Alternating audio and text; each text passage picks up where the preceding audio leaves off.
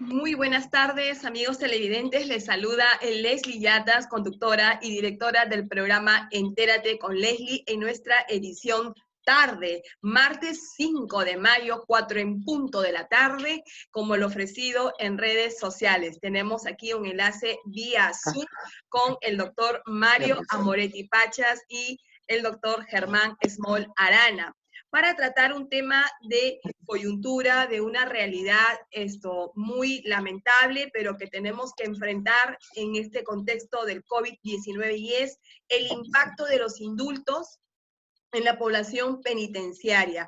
Hoy el presidente de la República, en la conferencia de prensa, ha anunciado que ha presentado un proyecto de ley al Congreso de la República para poder, digamos, que los procesados que están con mandato de detención preventiva puedan pasar a mandato de comparecencia restringida.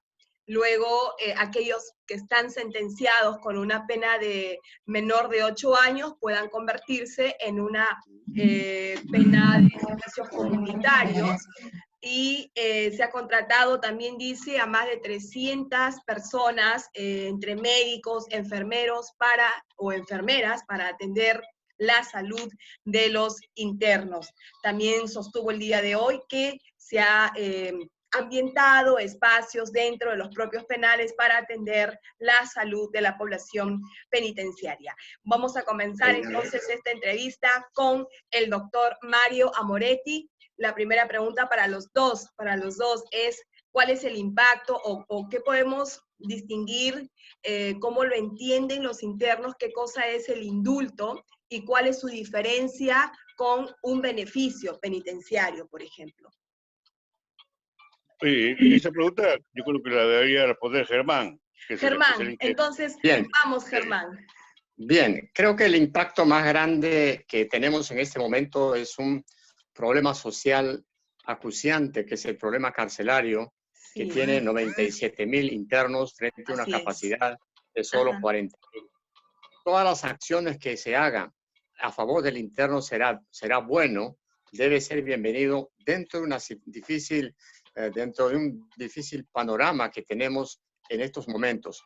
El indulto es una gracia presidencial contenida en el artículo 118 de la Constitución, que permite el perdón de una parte de la condena que le falta por cumplir al condenado. En ese contexto se ha dicho ya en otras normas, existe el indulto normal que se da, o el común, que se da en cualquier momento que el presidente considere pertinente: Navidad, Año Nuevo, 28 de julio. Pero también en este momento se está utilizando el indulto común, así como una extensión que es el indulto humanitario. Ahora más debemos hablar quizá del indulto humanitario, porque no podemos permitir en la coyuntura que la gente muera en cárcel antes que en la casa. Los beneficios penitenciarios no son derechos para el interno, son incentivos que permiten salir con anticipación en los casos de semilibertad y libertad condicional antes del cumplimiento de la pena, cuando en el caso de semilibertad ha cumplido un tercio de la misma, y en el caso de liberación condicional, cuando ha cumplido la mitad de la condena. Bajo regla de conducta, el indulto no es revocable. La libertad condicional, como la semilibertad, retorna a la comunidad bajo regla de conducta y sigue siendo un condenado, un sentenciado hasta el cumplimiento final de la pena, y que puede ser materia de revocatoria. Esa sería en síntesis la diferencia, y es muy clara la diferencia entre el indulto y un beneficio penitenciario. En realidad, se ha dado una réplica casi consecutiva en los penales de motines, de quejas, precisamente por la exposición que se tienen de la población penitenciaria frente al COVID. Uno de los grandes problemas que surge de la sobrepoblación carcelaria como fenómeno intracarcelario es que se puedan dar contagios de enfermedades como tuberculosis, etcétera, y ahora esto de COVID-19. Paralelamente, la sobrecarga poblacional hace que los establecimientos penales sean mucho más violentos, y puede en algún momento surgir motines al interior de la cárcel para buscar, ¿no?, que la comunidad escuche o el Estado escuche el clamor de la población carcelaria. Ujú. Doctor Mario Amoretti, lo he escuchado en otros medios de comunicación. Usted también ha escrito algunos artículos respecto al tema del indulto. ¿Usted cree, el gobierno ha dado un decreto para poder indultar a algunas personas que han estado internadas, ¿no?, en un centro penitenciario? También hoy día el presidente ha dicho que hay más de una centena de personas que han sido indultadas. Por ejemplo, personas que han salido en libertad, los que habían estado presos por omisión de asistencia familiar. ¿Qué opinión le merece, doctor Mario Amoretti? ¿Usted cree que esta medida va a ayudar a descongestionar la población penitenciaria? La forma como está redactado este decreto supremo, indudablemente que no. No. Eh, Manifestar que van a salir los que han cometido y están condenados por omisión de asistencia familiar, Ujú. pero siempre y cuando que paguen lo que motivó su condena y que paguen hasta el momento en que van a salir en libertad. Si la persona que estuvo libre no pudo pagar y por no pagar fue Si no detenido, pago, no salgo. aquí lo más lógico, si este delito merece una pena máxima de 3 años, lo más práctico es conceder el indulto a esas 2.200 personas que están presas, que él no va a pagar o lo que fuera, pero ya pagó, pues ya pagó con cárcel. Y dada la circunstancia del momento, esto no significa que más adelante, al ser requerido, vuelvan a ser detenidos. Lo importante es el momento, la circunstancia de pandemia que estamos viviendo. Y sobre todo, como lo ha referido en varias sentencias del Tribunal Constitucional, que Ujú, la persona que está presa no pierde su dignidad. ujú, Podrá perder su libertad, pero no su dignidad. Y ujú. entre ellos está justamente el proteger la vida del interno. No estamos nosotros a favor de los delincuentes. Yo simplemente, dada esta circunstancia, que el gobierno no dé leyes populistas, que dé leyes efectivas. Y vemos nosotros, el indulto van a salir 3.000 personas, pero sin embargo dice, no podrán salir tal y tal, casi del 80% de los que se encuentran presos en los penales no pueden salir en libertad porque la ley lo prohíbe. Ahí lo que dice Germán, el indulto humanitario. Doctor Germán Esmol, ¿qué opinión le merece ello? Bien, creo que el gobierno está haciendo todo el esfuerzo necesario. El problema carcelario es álgido y no viene de ahora, sino de hace mucho tiempo. Ujú, Cuando se da una norma de indulto como el que ha dado el gobierno, el indulto necesita una calificación persona por persona, interno por interno. Entonces es un trabajo muy tedioso, muy difícil también. Entonces hay que ujú, entender en ese sentido es que no es igual como como en la amnistía, ¿no? En una amnistía se ujú, da una ley, dice los que están incorporados en esta ley, todo el mundo sale. En el indulto, ¿no? Hay que calificar qué persona está inmersa en esa ujú, norma y qué califica. Y por lo tanto, significa que los operadores en el establecimiento penitenciario ujú. deberán estudiar cada caso para que la Comisión Permanente de Gracias Presidenciales pueda, a través del Ministerio de Justicia, promover, o sea, presentar al presidente la nómina de posibles indultados. Es difícil todavía la tarea, pero hay que hacerlo ahora mismo, ¿no? Ujú. Quizá habría que complementar con otras tareas que impliquen ampliar este panorama del indulto a otros espacios un poco más beneficiosos para que la población penal pueda acceder, porque que salgan 3.000 internos o 2.500 o 4.000 No seguimos ayuda. en una gran, sí, de todas maneras va a significar un apoyo, una ayuda, pero no va a significar mayormente una despoblamiento de las cárceles, porque las cárceles están hacinadas hace mucho tiempo y esto tiene que Ahora, ser un esfuerzo del sí. Poder Judicial, del Ministerio Público, ¿no? De revisar los procesos, como lo ha dicho también el propio presidente del Poder Judicial, revisar los procesos con mandatos de prisión preventiva y también en el caso de los sentenciados para que también se acojan a los beneficios penitenciarios en algún caso. Aquí viene la pregunta clave clave para ustedes dos que son expertos en materia penal, en materia penitenciaria, y es algo de lo que nosotros hemos discutido desde el año pasado, cuando se ha dado toda una secuencia de mandatos de detención preventiva. ¿Cierto? Que eso ya incluso ha ocasionado más de una discusión, enfrentamiento entre poderes, entre litigantes, entre abogados, en fin, entre poderes. Entonces, esta situación que vive actualmente el país con el COVID-19, con esta pandemia que no acaba aún y la gente está muy equivocada pensando que se va a levantar la cuarentena y fin de la pandemia. Pues qué equivocados estamos, ¿no? Qué equivocados, porque en realidad no ha sido el fin de la pandemia todavía está con nosotros aquí en el Perú, ¿no? Y amenaza incluso con mayores contagios si es que nosotros somos realmente Leslie, en ese punto creo, acabo de escuchar la exhortación que ha hecho el presidente de la Así República es. y creo a todos nosotros como ciudadanos responsables nos corresponde cooperar, trabajar para que esta Puesto que pandemia sí. desaparezca y eso estará en cada uno de los ciudadanos en que utilicemos adecuadamente la libertad que se nos puede otorgar y haciendo que nuestra vecindad, haciendo que nuestra comunidad, nuestro distrito mantenga la distancia adecuada. No es que todo el mundo va y lógicamente tampoco el Estado va a controlar tantas personas a No partir se de puede, una determinada.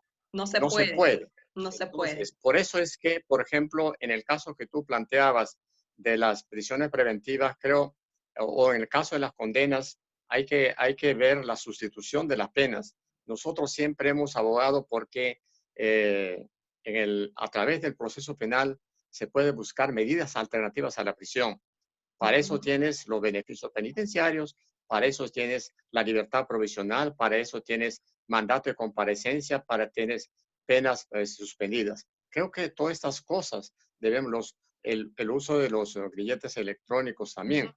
Todas estas cosas creo que son medidas alternativas a la prisión que ahora en esta situación también va a ser conveniente estudiarlas para ponerlas Claro. en vigencia. A eso iba, Y doctor hacer Germán que, Small, a eso iba. Doctor Mario Amoretti, usted ha sido uno de los más críticos en el tema de la detención preventiva y más de una oportunidad lo hemos debatido en el set presencial de Entérate con Leslie. Ha llegado la hora en que el sistema judicial del Perú, nuestros jueces, nuestros fiscales, realmente apliquen los criterios que ya han sido adoptados en acuerdos en plenos jurisdiccionales, lo que manda la Corte Interamericana, los estándares internacionales. Esto nos tiene que motivar más que una reflexión, una decisión, ¿o no, doctor Mario Moretti? No solamente que sí, porque ellos, al igual que nosotros, están sufriendo este arresto domiciliario. No dada por el Poder Judicial, sino dada por el Ejecutivo. De tal manera de que perder la libertad ambulatoria, como todos nosotros lo hemos perdido, esto tiene que reflexionar. Y sobre todo, vemos cómo algunos jueces dictan una prisión preventiva sin tener en consideración los presupuestos que ha señalado los acuerdos plenarios, el Tribunal Constitucional, la Corte Interamericana, en fin. Para ellos eso no significa nada y más de uno ha declarado, bueno, ese es mi criterio, pero justamente un precedente vinculante obliga al juez que se aparta de ese criterio explicar las razones por las cuales no toma en consideración lo que han dispuesto las instancias superiores. Y vemos nosotros que en algunos casos nos encontramos frente a esta situación bastante lamentable, un considerable número de personas que se encuentran privadas de su libertad, son 37.000 presos, antes dijeron 45.000, bueno, hay 37.000 con prisión preventiva y ahí vemos cómo estas personas, muchas de ellas, están arbitraria e ilegalmente detenidas. Lo vemos nosotros, al menos yo que ejerzo activamente la profesión, cómo algunos fiscales solicitan a la prisión utilizando datos falsos, inclusive documentos fraguados. Y la jueza de investigación preparatoria, que es la encargada de garantizar el cumplimiento de los presupuestos, no los considera y ordena la prisión preventiva. ¿Solamente por qué? Porque trata en muchos casos de personajes que ocuparon un sitial en la política o en algún miembro de la Fuerza Armada. Allí ¿qué hacer? Ahora, se dice que han dictado un proyecto de ley o han propuesto un proyecto de ley para que el Poder Legislativo en su momento lo promulgue previa discusión, que por lo menos se va a llevar una semana, en el mejor de los casos. Pero vayamos, ¿qué es lo que se va a proponer? Hay una resolución, que esto sea modificado mediante cese o variación de la medida de prisión preventiva, que no lo haga el mismo juez ni la misma sala, porque ellos no van a dar marcha atrás. Esto, a mi criterio, deberían nombrarse jueces y salas especiales para que soliciten el expediente, que escuché yo al presidente de la comisión. En estos momentos los jueces no trabajan y no sabemos dónde están los expedientes, pues que las partes aporten con las copias pertinentes de la resolución y del requerimiento del fiscal. Y si alguna de las partes presenta un documento falso, para que se les procede. Pero buscamos soluciones ya. No esperemos de que pase una semana, 10 días o 15 días para recién comenzar a examinar los expedientes cuando ya el interno puede haber muerto. Bueno, precisamente el presidente de la República anunció hoy día que ya presentó el proyecto de ley ante el Congreso de la República. Si lo ha hecho mediante una iniciativa de ley, es justamente lo que busca, es que a través del Congreso se expida esta ley, se promulgue en el Ejecutivo y el sistema judicial simplemente tendrá que aplicarlo, ¿no? Está visto que que hay demasiada también escenarios en la que de repente no va a ser posible variar la detención preventiva. Ya lo dijo el presidente también, lo dijo el ministro de Justicia, y se los pregunto a ustedes en el sentido de que lo que no se busca es que, por ejemplo, los casos, los delitos graves, corrupción, violación de derechos humanos, violación sexual a menores, secuestro, extorsiones, terrorismo, etcétera. Estos casos no deberían ser, uno, materia de indulto, y dos, yo no sé si ellos entran también en la clasificación de poder variar las condiciones de detención preventiva a mandato de comparecencia restringida. Lo que me llama la atención, y se los pregunto no tanto como abogada, sino como ciudadana en sí, porque hemos recibido muchas inquietudes por el WhatsApp respecto a esta entrevista, y me decían, corre el traslado de la pregunta. Nosotros vivimos una inseguridad ciudadana, y sabemos bien que las cárceles no funcionan. Me dice el tema de la resocialización. Entonces vamos a soltar a personas que han delinquido, me dice, los vamos a soltar vía indulto, vía ley, los vamos a soltar, y ¿qué vamos a tener como resultado? Una sociedad mucho más delincuencial, una sociedad mucho más insegura. Les pregunto esto a los dos, a ver cuáles son sus impresiones, doctor Small. Bien, creo, si el presidente de la República, también el Poder Judicial ha indicado a través de los presidentes de corte que los jueces que tienen los procesos con prisión preventiva estudien los casos. Entonces, creo que cada uno está en su rol para este asunto. Así es. Si se ha presentado una ley, lógicamente esta no va a beneficiar a todos. En eso hay que ser muy, muy claros. Ajá. Porque uno de los propósitos de la cárcel es que la cárcel es un establecimiento público que recluye momentáneamente a una persona, que separa momentáneamente a una persona de la comunidad social para efectos rehabilitadores, y que por lo tanto aquellos delitos graves no pueden estar nuevamente sin que hayan sido investigados y sin que hayan cumplido una condena nuevamente envuelta en la comunidad. No se quiere posiblemente, y ni yo tampoco quisiera, que tengamos mayor inseguridad ciudadana por este asunto. Todos estamos inmersos en la preocupación profunda del estado que tiene y todos nosotros por esta pandemia, pero tampoco esta puede ser un mecanismo, una válvula donde todo el mundo salga de la cárcel. No es esa la situación. Lo que hay que hacer es un estudio profundo, detenido de cada caso, y ver en qué momento la persona puede salir conveniente y adecuadamente a la comunidad social. Eso es importante, doctor Small, y absuelta la pregunta, la consulta que nos hacen llegar, porque en realidad también ese es el temor que tiene la ciudadanía. Tenemos el COVID, tenemos una pandemia que no se va a ir ahorita. ¿no? Porque hay que ser realistas, ¿no? No se va a ir en 2 o en 3 meses. Esto tiene una fase que tenemos que combatirla, y ya lo dijo el presidente, nos vamos hasta el próximo año con fases tras fases, porque ahora recién se va a aplicar la fase 1 y vamos a ver si realmente la pasamos, ¿no? Y para poder pasar a la fase 2, primero vamos a evaluar cómo es que la ciudadanía va a responder en este mes de mayo, que es realmente crucial para todos, y si verdaderamente estamos preparados o no para enfrentar un COVID sin cuarentena.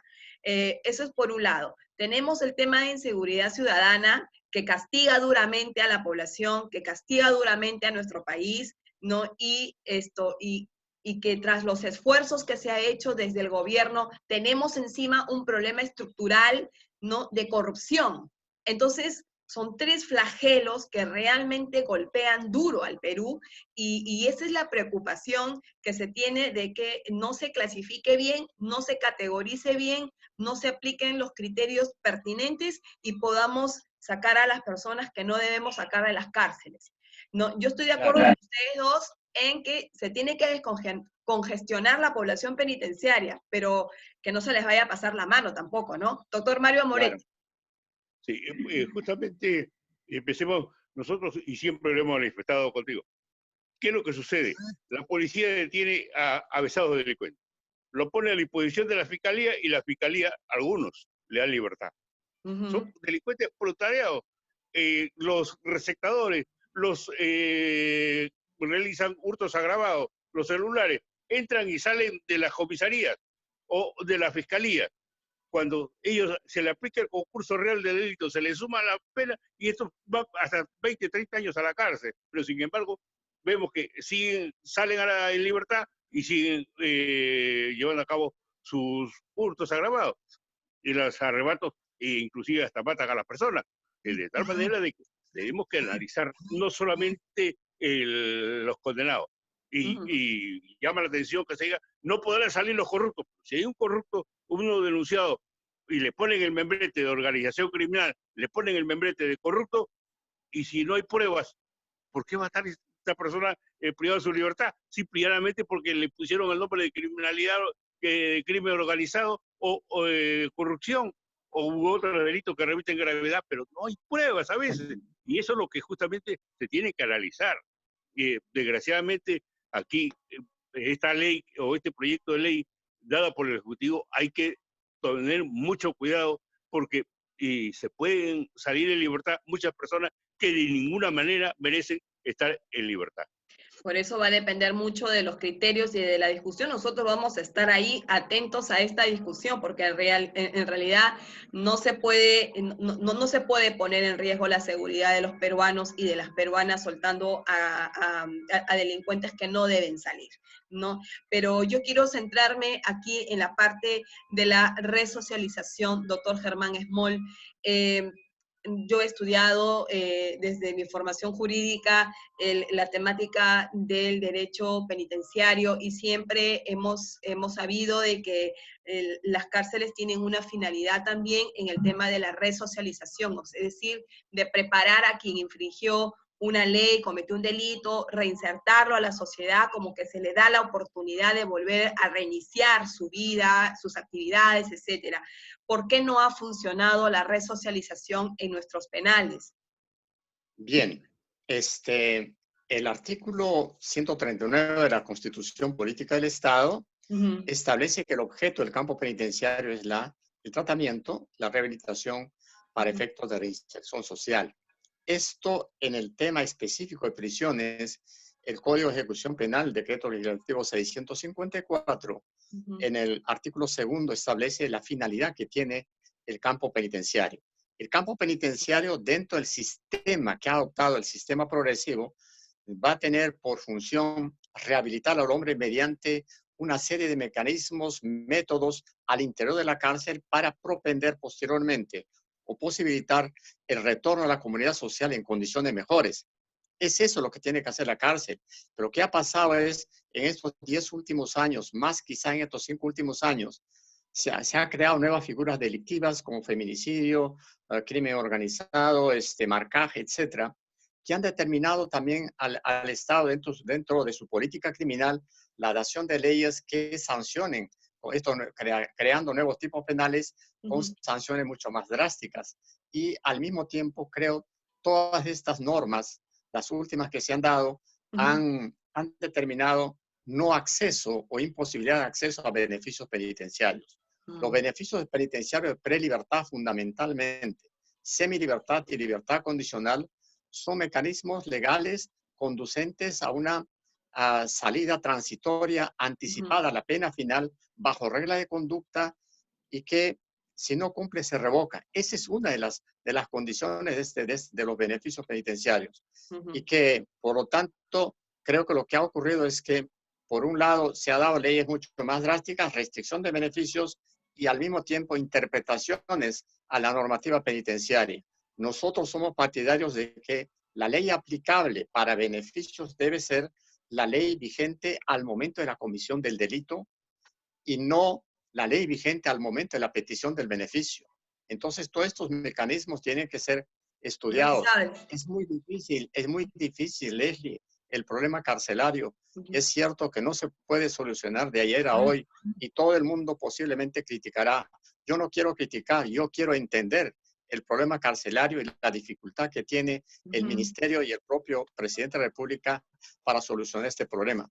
Pero en esto deben apoyar todos los organismos que están inmersos en el tema, Poder Judicial, la Fiscalía, las Procuradurías, trabajar mancomunadamente, coordinadamente para que este panorama del campo penitenciario se ventile y se solucione convenientemente en beneficio de la vida misma y en beneficio de los internos y de su familia, ¿no? Y del país mismo.